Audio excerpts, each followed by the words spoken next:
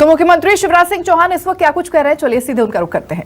हजारों एकड़ जमीन पे किसानों ने अपने खेतों में बेम्बू बांस का उत्पादन प्रारंभ किया है और लाभ कमा रहे हैं।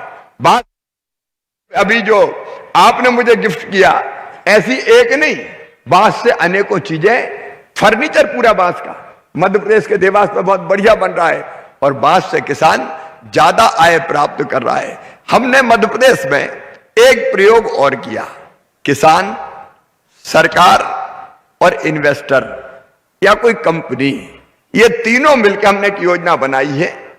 तीनों मिलकर, नंबर एक, किसान और कंपनी या व्यक्ति कोई इन्वेस्टर होता है, वो आपस में समझौता कर ले कि आप फलानी चीज लगाओगे, कंपनी इस रेट पर खरीदेगी।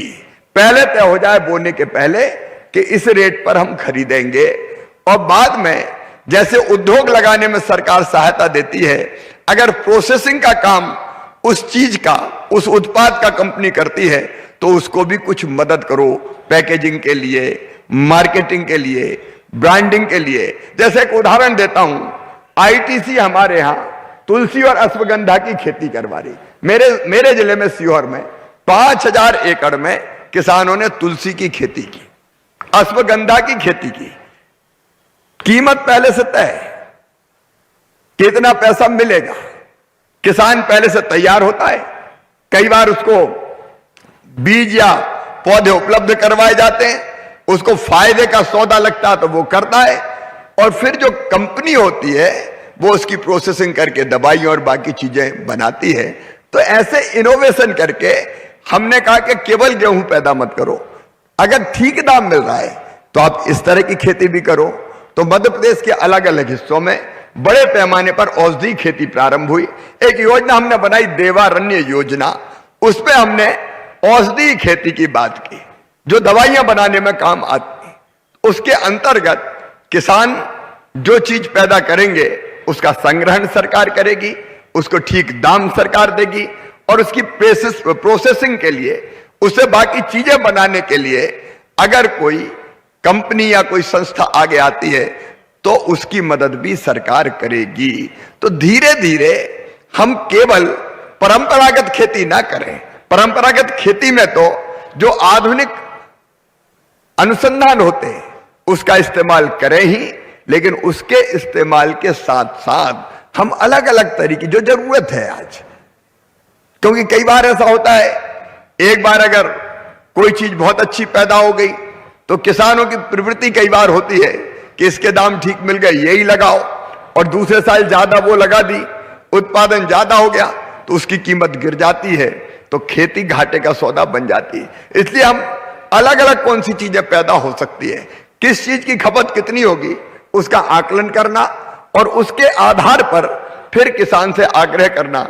जैसे मध्य प्रदेश में हमने किसानों से आग्रह किया कि गेहूं अब बहुत हो रहा है, आप दाल ज्यादा लगाओ, चने की ज्यादा जरूरत है, तुअर की ज्यादा जरूरत है। हम लोगों ने अभियान चलाया, एक कृषि महोत्सव हम करते हैं, कृषि रथ निकालते हैं। कोविड के समय से रुक गया थोड़ा सा, और वैज्ञानिक भी उस रथ में बैठ के जाते हैं, प्रगतिशील किसान बैठते हैं, और फिर किसान को हम एजुकेट करने की कोशिश करते हैं। हालांकि वो बहुत जानता है, लेकिन फिर भी जो चीज सिखाई जा सकती है वो सिखाने का प्रयास करते हैं। तो इनोवेशन करने का काम, एजुकेट करने का काम, दिशा दिखाने का काम, उन्नत किसानों को भी साथ में लेके मध्य प्रदेश की धरती पर हम करते हैं। इन सारे प्रयासों का परिणाम यह हुआ कि मध्य प्रदेश में कृषि विकास दर अविश्वसनीय रूप से 18% के ऊपर लगातार 10-12 साल से है। एक साल नहीं, 2 साल नहीं, लगातार। देखिए कृषि में यहां विशेषज्ञ बैठे हैं, 3% 4% अगर एग्रीकल्चर ग्रोथ रेट होती है तो उसको आइडियल माना जाता है, उसको पर्याप्त माना जाता है। लेकिन मध्य प्रदेश ऐसा राज्य है कि जिसने लगातार, एक बार तो जब आप राष्ट्रीय अध्यक्ष थे नितिन जी, तो मध्य प्रदेश की कृषि विकास दर थी 22.7%, दुनिया में सबसे ज्यादा हुई थी। लेकिन 18 के आसपास हम उसको ले जाके हमने खड़ा किया है। लेकिन आज एग्रो विजन के माध्यम से जो मार्गदर्शन नितिन जी ने किया, हम उसको सीखना चाहते हैं। या सारे देखिए, जो अच्छी चीज हो उसको सबको सीखना चाहिए। हमने जितना अच्छा कर पाए मैंने बहुत संक्षेप में आपके सामने रखा, लेकिन जिस ढंग की टेक्नोलॉजी का इस्तेमाल करते हुए प्रधानमंत्री जी भी हमारे विजनरी हैं, अद्भुत हैं, और किसानों के हित में वो लगातार एक नहीं अनेकों फैसले कर रहे हैं। प्रधानमंत्री किसान सम्मान निधि देने से लेके अनेकों फैसले किए। इनोवेशन के लिए वो हमेशा लगातार हमको प्रेरित करते हैं। और नितिन जी ने जिस ढंग के इनोवेशन आज हमको बताए, मुझे पूरा विश्वास है एग्रो विजन के माध्यम से नितिन जी आप केवल विदर्भ तक नहीं, आप मध्य भारत और उसके ऊपर भी जाइए और एग्रो विजन किसानों को दिशा दिखाने का काम करे। मैं आपको विश्वास दिलाता हूं एग्रो विजन के इस विजन का लाभ मध्य प्रदेश पूरी तरह से उठाएगा। आपने जो जो इनोवेटिव आइडियाज बताए हैं मध्य प्रदेश की धरती पर हम लागू करेंगे।